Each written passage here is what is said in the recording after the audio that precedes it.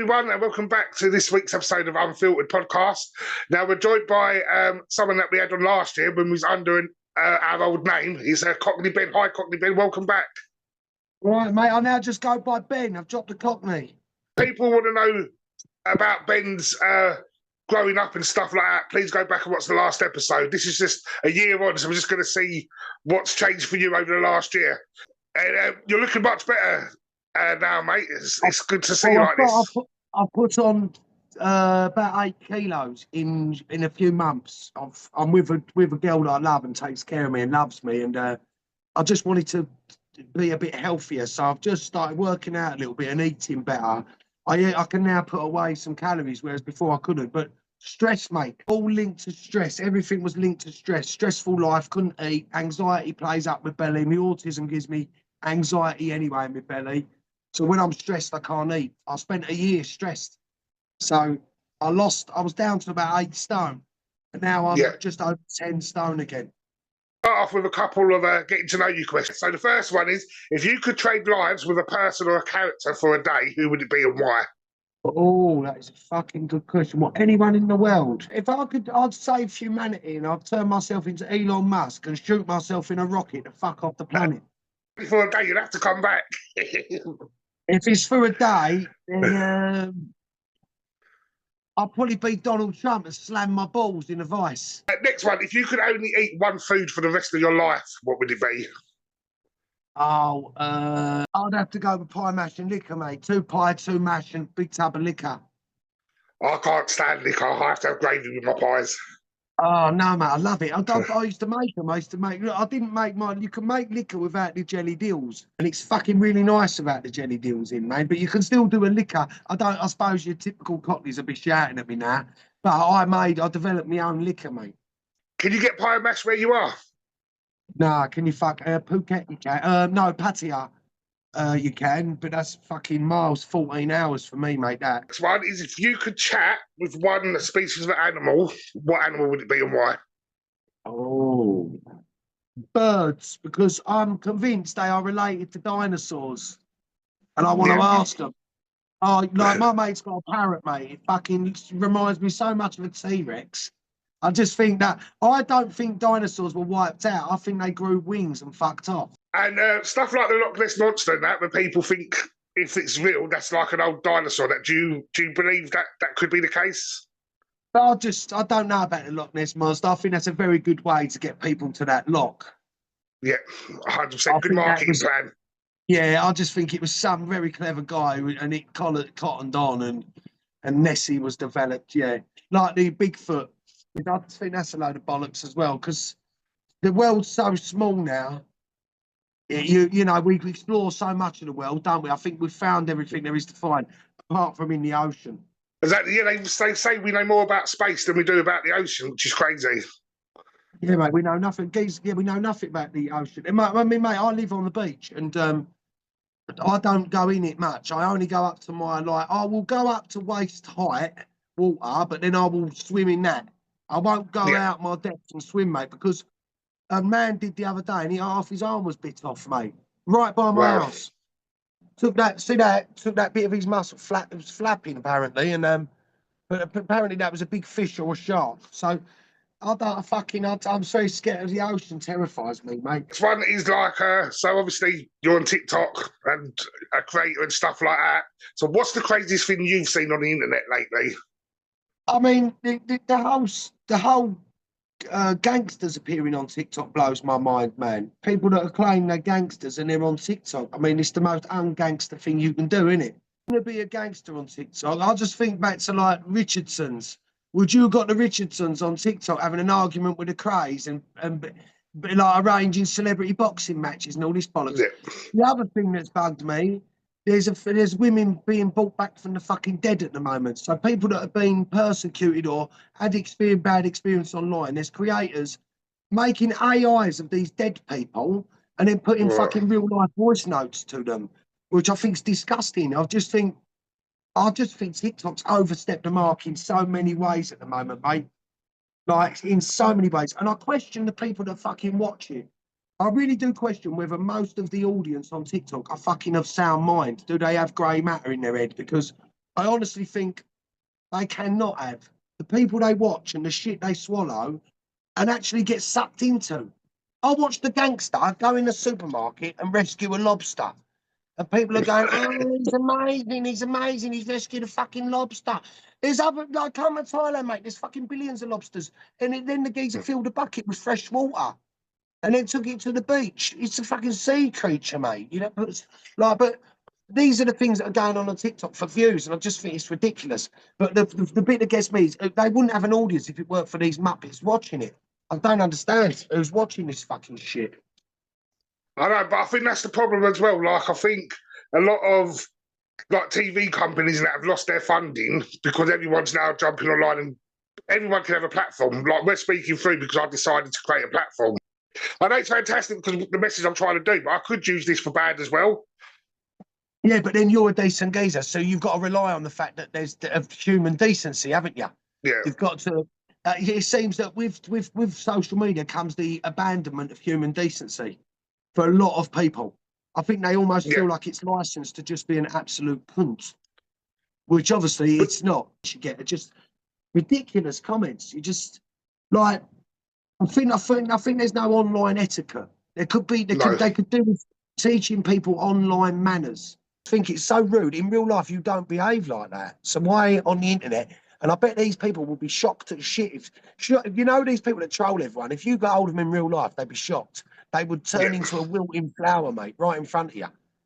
They would not be brave. They would just be a mess because anyone who does that is not a fucking man, are they? Like, and then people just want to comment on me because I've got a lazy eye, or because I'm dyslexic and my captions might not be spelt correctly. And I think just listen to the message. I've got someone on here trying to give you some advice and show how they've got through a situation, and all you're bothered about is if I've spelt something right or wrong. Like, it don't make sense. Well, here's a message for them people watching that then today. The people that are watching this actually just want to comment on Lee's lazy eye and me being with a Thai girl, you know. I think the message for you lot is get a fucking life. Go and do something constructive with your life. You are wasting your time watching two people that are going to earn dough. You know, you're the one missing out on stuff. I'm not missing out on nothing. I fund a lot of my lifestyle through the stuff I do online. It generates a lot of business for me, mate. Like, a lot of my customers come from it. So when these knobheads come and do that, it's a win-win for me, mate. But the message would be, fuck off, go do one, find something constructive to do. Go look after your kids. You know, do all the stuff you should be doing. Don't. I just think it's where the world's fucked, mate. Like you say, you could be spreading a message about how to keep safe or you know, something really important, and they will just comment on my grey hair. Do you think as well, though, because of the world's so fucked at the moment, people enjoy seeing other people's problems, and TikTok's a good space for it to play out? Oh, mate, the only thing that sells on TikTok is someone's. Amazingly, joy still sells. So you've got complete misery. People's misery sells. So someone's the lowest of the fucking low, their account will grow. Someone who's elated and something amazing's happening to them, their account might grow. If you're in the middle of that, nothing will happen for you. There has to be drama, happiness, or complete sadness. There's no middle ground on TikTok. It's a platform for you to revel in other people's fucking misery.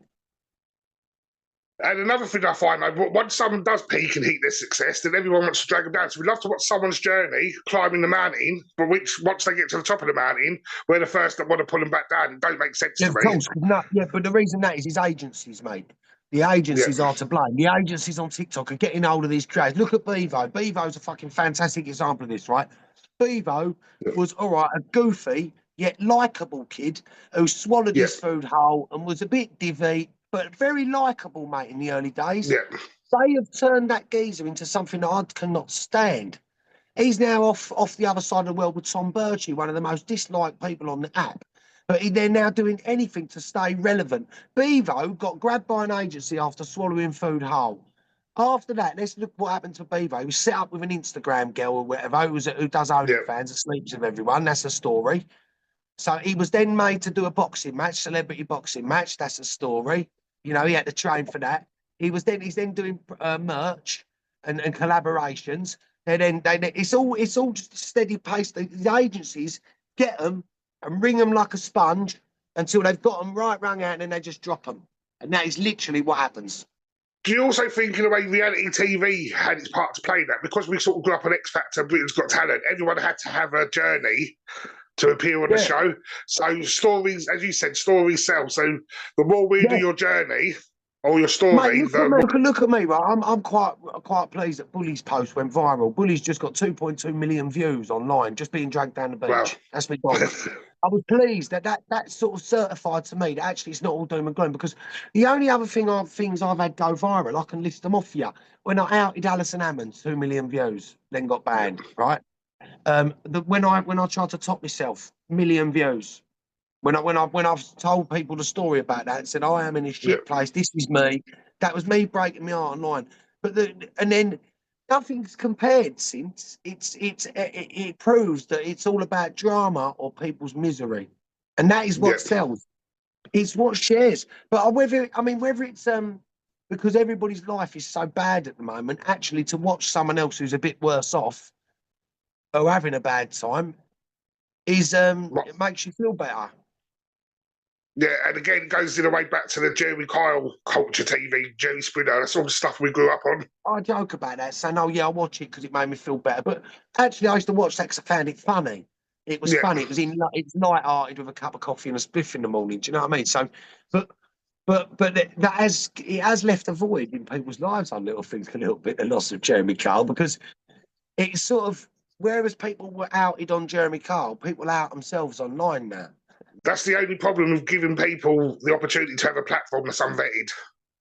It's Yeah, like, yeah, just yeah, pick up a camera like we're doing now. We could sit here and say anything now that we want because we've just got two cameras and a microphone, and there's a yeah. platform that we can post it on that's not vetted. So, Good in one way, but what it's done, the freedom of speech online and the ability to do that, I think has killed off the freedom of speech in real life. yeah, A little bit is taken over online and everyone's brave online, but actually in reality, everyone don't say shit. And it's weird. Like you could meet a geezer on here who's brave as fuck, and I'd meet him down the pub and he'd say fuck all, nothing. no, exactly. Probably be begging to be my friend. Do you also think, though, that it's to do with that time beginning with C, when we was all locked away for a bit, that we lost our social... Because as humans, we are social creatures, but we lost that social stuff because we had to lock in and... I think it gave the people that are antisocial an excuse to be antisocial. Yeah, Because you've still got dickheads walking about now with masks on, standing 12 feet away from people because they're used to those rules that we was implicated and they enjoyed those rules. I never washed my hands even, mate. I made sure when everyone was washing their hands and that, I made damn sure I didn't wash fuck all. I didn't do it, mate.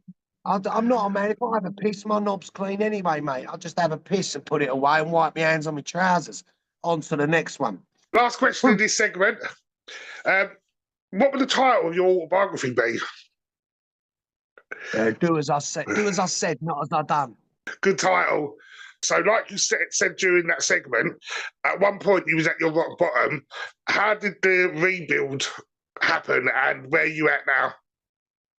Well, I mean, when I hit my 40s, it was come as a big shock to me.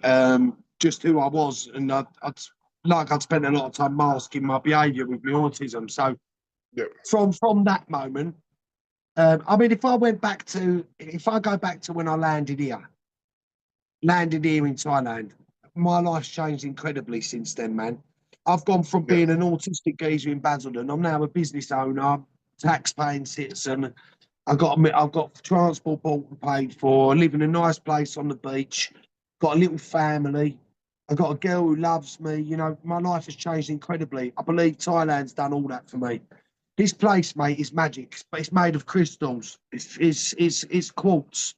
Koh Samui is a lot of quartz, and it's well known that when your feet touch the ground, you feel more clarity than you've ever felt, and you will feel more love for yourself than you've ever felt. Not love for anybody else. It's all about this place makes you love yourself entirely. So, and if you can't do that, it will out you. It will send you home. yeah. They say there's a wives' tale that says this island, the people, the Samoians, will say it either keeps you or spits you out. But I just seem to be looked after, mate. It just seems to keep me. It wants me here. Like, true what you say. I believe you've got to learn to love yourself before you can love others. Yeah, 100%, mate. It took a long time for me to love myself. I didn't understand myself for fucking too long, and I think with not understanding yourself comes and I hated myself for many things, but because I'd had to pretend I was something I wasn't for ages. You know, I'd give an example. We was all going out fighting as kids, you know, jumping on trains, going to town, fighting whoever we could find, and like you do as kids. And I was doing that and going home and playing with action men in my bedroom when I'd finished. Mate, I did that for years. I wanted to be a kid still. I've never been able to get past 14 in my head. Yeah, Being here, and I think for the first time ever, I'm able to think a little bit more like an adult for some reason. I'm still very fucking. I'll always be that way. It's obviously who I am. Genetic, psychologically, I stopped developing at 14 mentally, but I feel like I've learned enough now to be a man. I've pretended for so long. It's that Del Boy 9. That's it. I pretended for so long now. I don't know who I am anymore. And that's almost what it was like for me. I didn't know who I was. But finding out who I was a good experience. And I love myself. obviously, like as we've sort of just said, hurt people hurt people. So, like me, you've got a bit of a past. There's probably stuff that you've done that you're not proud of. How have you learned to let that go and sort of forgive yourself? To learn from it, mate, accept it. So to learn from it, you got to accept it, and in accepting it, you move on. I think so. You know, you take your lessons are learned, and you move on. If you don't learn from it, you forever wallow in it, and then there's no point having that pain. I've Yeah, learned to just put it all aside, man. I mean, I think it's a lot to do with my spiritual journey. I've managed to just separate my body from my light, so I understand that my body went through some stuff, you know, but light can heal, man. Like easy can heal. I mean, I've healed really well, and I think I've done all that myself through understanding that you can grow from it and believing that you can grow from it. I mean, I firmly believe, like I say, I was abused by my stepdad in a big way, physically, really badly, mentally, badly. I mean, from the yeah. age of 4, mate, I had to learn to fight back at 4 years old, mate, and I used to fight back. And but I don't hate him, Lee. I love him. And the reason I love him is because the boy that I grew up as got in a lot of situations, mate, where I had to be able to fight. And I had to be able to take a good hiding. And I had to be able to get out of scrapes. And all that shit he put me through, had he not, I don't think I'd be here. But I have to be grateful for that because I honestly don't think I would have made it if he hadn't put me through that. Because I'm hard at like my two brothers didn't go through none of that, mate, and they're a couple of pussies. If they'd have had to have my life, mate, if they'd have had to have my life, they'd have crumbled. Fucking first fence. So as you mentioned earlier on, you've got a nice little family unit. How did that come about? I met Emma. Emma works in a restaurant and bar, and we met nearly a year ago. And very quickly I fell in love with her, mate, and she did. She then it's difficult because Thai girls especially will come away to work if they're the only adult who's capable. So Emma left Yeah, her family and come to Samui to work to earn twice as much money to support herself and send the rest back. She's done that for 2 years, and then meeting well, me, I just suddenly thought she's got to be with her daughter. We went back and met Manal. I went and met her in Buriram. I will see the place they live. It's a tin hut, mate. It's got literally it is a shed, no bigger than a garage, like a standard garage for your car, and it's got holes all over it. There's no proper sides to it. There's no running water. There's 9 people live in it. So when I see that, I was like, we've got to have her here. I'm in a little beach house, mate. I'm not a millionaire, but I can afford to feed her, you know. So I said, let's get her. And then Emma's got pregnant. So we're having a baby. well, Obviously, congratulations. the minute we found that out, Manal doesn't have a dad. He's gone. And so I said, I want to adopt her. I asked her. She said, yes, she loved me. She calls me daddy anyway, has done for fucking long time. And I think just doing the right thing, mate. You know, if we're going to be a family, Manal needs to be here with us. And now I've got 2 dogs, 2 kids here, or one and one on the way. My life's changed rapidly, but it come about through me wanting to do the right thing, mate. You know, I think for the first time in my life, being selfless completely and putting everything I do aside and thinking, right, I want to make someone happy here. And in the last 3 days, mate, I've seen my girlfriend come to life like something's been missing. You know, like Yeah. she's had a big segment of her that's I've not been able to put my finger on it. She's everything, she's perfect. But sometimes she's very sad. I can see sadness, mate, and that's now gone. And giving your family the experience that they couldn't have elsewhere, how does that make you feel inside? I mean, I've been rewarded already. So obviously, I manifest. I believe in the power of positive thinking and Yeah. law of attraction. So yesterday, both my kids phoned me, both my other girls, and said they love me. Out of the blue, just told me they love me. I told them about the baby. They've both given me their blessings. They said they can't wait to have another brother or sister. My eldest one said she's coming over. She's booking to come in September. Wants to stay for a month. You know, Nice. it's been given back already, mate. You know, in doing this for Emma and her family and making my real family are all coming back. People that I felt like I left behind a little bit, which I haven't done, mate. I just needed to make a change before it killed me. Deep down, I know it's good to get deep. With what's happened in the past, that do you feel like you deserve what's coming now? Like, do you feel like you've earned it, or Yeah, yeah, 100%. My life's getting better, mate.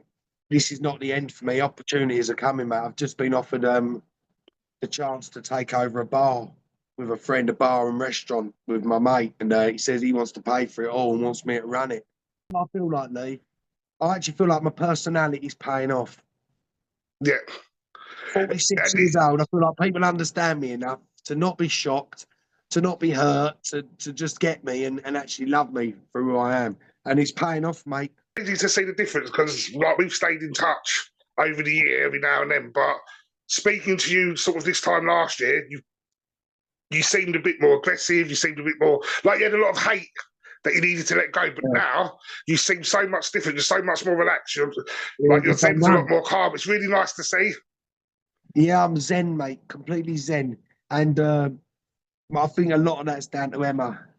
Her name's Sukanya, but I call her Emma. Her nickname's Emma. And, but she's very like her attitude is one that we could all fucking do with adopting, mate. You know, like someone could be insanely rude to her. Like they could be so rude to her, and she would go, Yeah, and she'll say nothing, and then we'll go out, and I'll go, babe, what the fuck? And she'll go up to her, because you know what, yeah, mate? She firmly believes karma will pay that woman back today, and she believes it, mate, firmly. She never worries about anything, mate, and her love is unconditional. She's just so loving, mate. She's taught me so much, and humble. She's humbled me. I'm sat here and look at these, mate. Look, my flip flops are rotting. They're beige. Look, and I don't care no more, Lee. I've got no airs and graces about me, mate. I don't. I still like to look nice, but it don't yeah. cost me no money to do that no more. And I'm happy to give. I'm happy to give because they have nothing, mate. We are so blessed. I thought I had a hard time growing up, mate. I mean, maybe that's what this is about, you know. I thought I had a shit time growing up, and I've had it bad. But compared to these, I had a great time. My childhood was blessed. Back to TikTok, you're doing a lot more live stuff now, so you're building quite a strong community around you. Yeah. What do you feel about the community you're building? I've never had such a great bunch of people in all my time I've done it. I've got genuinely got some really good people. I mean, my life's probably 30, 40 people in them at a time, maybe less. Doesn't matter. However, they're all people that interact, mate, and all people that genuinely seem to want to be there and want to know about my life and want to speak to me. And I care about them in return, mate. It's not. I've had very busy pages, mate. I've had thousands of people in lives, and it's chaotic. You can't address anyone. There's no interaction. There's no personalisation with it. I like to be personal with people that support me. So my page at the moment, it's fucking perfect. It's as perfect as it could be at the moment, mate. And the people on it are all perfect. They all serve their purpose. Now I could say now, like Kaz, Kizzy, Jojo, Angela. I mean, I've got lots and lots. Donna, I've got lots and lots of people. D that support me, look after me, care about me. Cockney J, I've got loads. I mean, the list is endless of I've got hundreds of people that genuinely care about me, like Tommy, my mate Tommy in recovery. People, people that come and check on me. You, Yeah, look at you. Look at me and you, mate. We're really good mates. I feel like I know you properly. I've never met you. I feel like I know you properly. I feel like yeah. I could come at your house, crash at your house for a few days, have a few beers, eat some shit food with you like you do, and enjoy it, mate. I'd have a good time. I'd have a fucking Like, great time with you. But I've got lots of people like that. I feel like everyone on my page at the moment, I could genuinely go and meet and have nice time with and feel comfortable. like as well, because when I pop in the banter between everyone, like no one takes it personal. A shocking comment, I might reply something, and then someone else who I haven't spoken to might say something underneath, and it's all just fun because that's what we're there for. We're there Yeah, for a yeah, laugh. yeah. We're there for a bit of Yeah, entertainment, yeah, yeah. which is Everybody nice. knows the rules with it. I think I want everyone to have fun, get to know each other. It ain't even all about me. I think it's important that if I'm going to go off and make a coffee, you lot can talk to yourselves. Yeah, And that is what I have. When I go off and do something, everybody just gets on with it, and it's nice.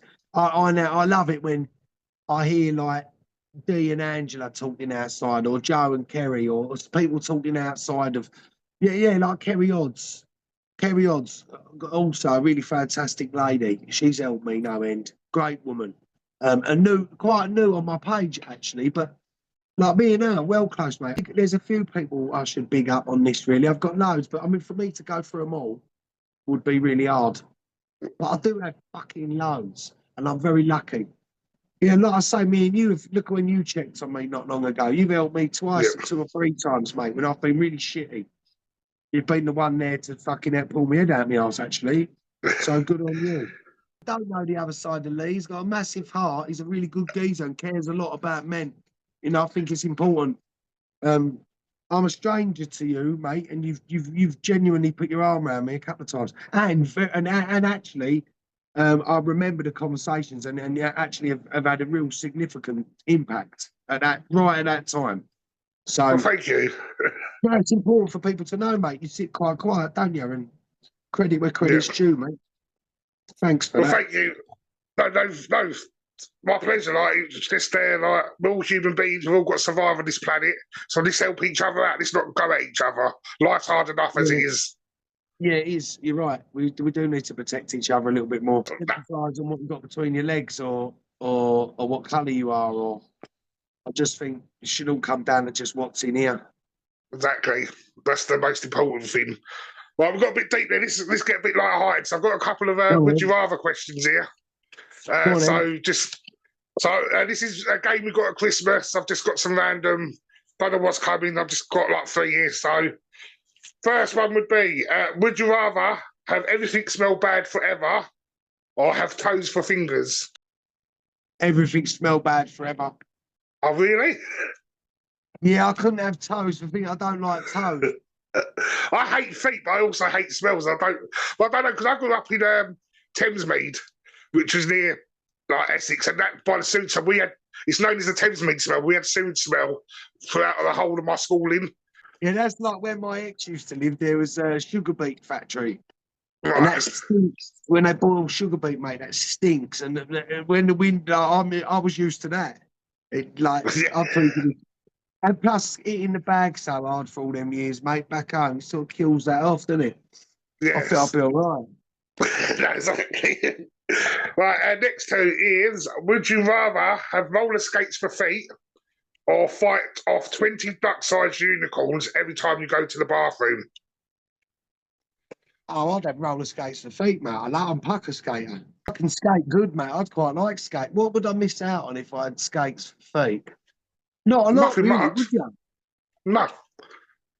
I mean, football would be hard, but I don't really Yeah. play football. So you'll be all Kickboxing would be right. banned. I wouldn't be allowed to go kickboxing. You maybe couldn't take Billy for a walk on the beach though, because of the sand on the skates. Could you roller skate on the beach? No, that's a good point. But I could put down wooden balls Yes. on my and get Bully to pull, and our Bully won't pull me, would he? What am I fucking talking about?